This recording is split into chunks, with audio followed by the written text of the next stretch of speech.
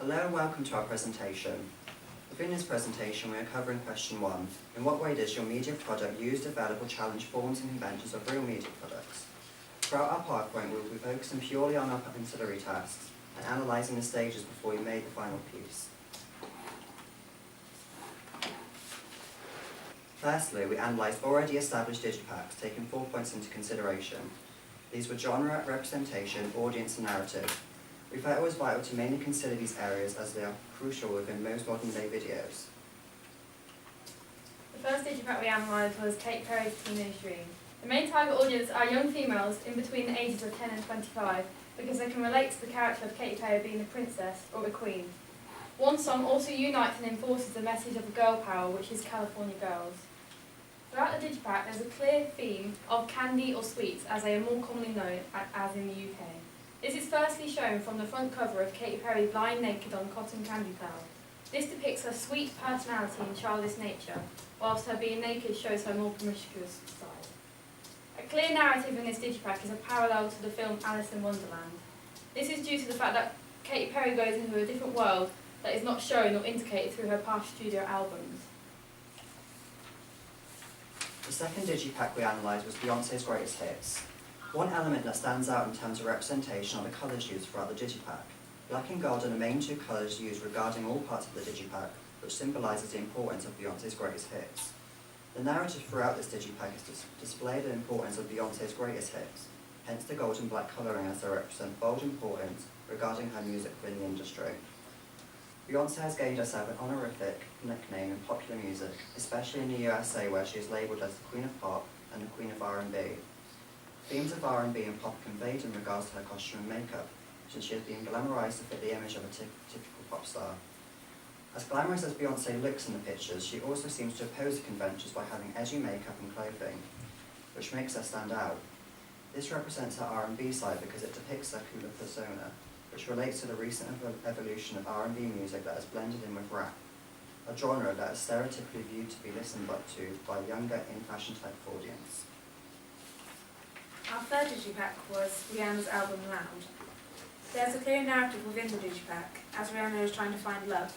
This is shown consistently throughout, the colour red being the main theme which connotes love.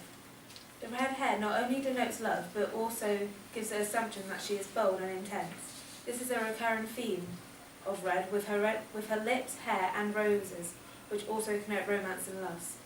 There is a mixture of different music genres, ranging from hip-hop, rock, club-stop genres. Rihanna's music targets an audience of females between the ages of 14 to 30, since to have more sexual messages and her videos are shown to be more provocative. For our first draft, we just sketched out some images. We already knew we wanted the cross necklace and the rose to be within our digipack, due to there being a symbolic purpose within the video. Having sketched the digipack first helped us create our second draft, because it gave us a better idea on how to frame the images. This is our second draft, and it's a rough copy of how our first draft turned out. As you can see in the front cover, you can see that the main character is wearing the leopard print top, which clearly clashes with the colour of the rose, as well as the stem. Our second draft made us realise that we wanted to frame our pictures in the same format for our third draft. This is our final draft of the digipack. As you can see, the design of the back cover inside the disc did not change, but we did retake the picture for the front cover, so it would appear more conventional and resemble a real media product. We also changed the font so it was more consistent and made sure that the costume changed, so it wouldn't cause issues with the text.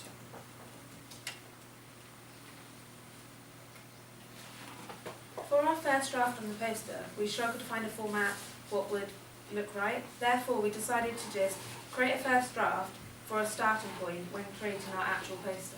This is our second draft of our poster. We decided to produce this poster based on our original draft copy. After editing this draft, we felt it didn't follow generic conventions seen in posters, therefore we decided to do further research on tour posters. This is an analysis of the poster Miley Cyrus Bangers Tour. The image of Miley Cyrus is shown to have a slight subtle blur over her. This might be to make her appear softer. This may have also been done to counteract her recent image of being a wild child. The image depicts Miley Cyrus at an eye level, suggesting that she used it to create a rapport with the audience. Therefore, the audience would feel equal to her, as opposed from being below her if the image was taken at a high angle. The font on the poster is sans serif. The font is quite simple and modern. This makes a note how Miley Cyrus is trying to be the new celebrity who is in the limelight and not a singer from the past.